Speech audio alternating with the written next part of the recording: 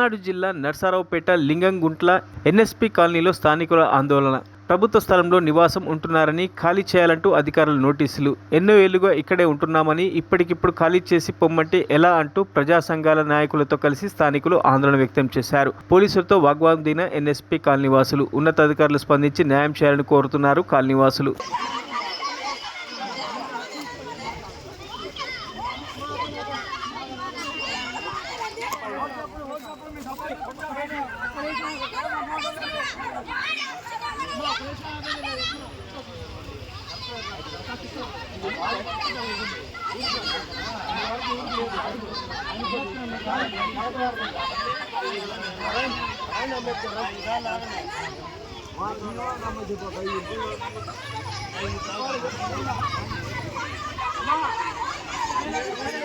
మరిన్ని అప్డేట్స్ కోసం మా ఛానల్ని సబ్స్క్రైబ్ చేయండి.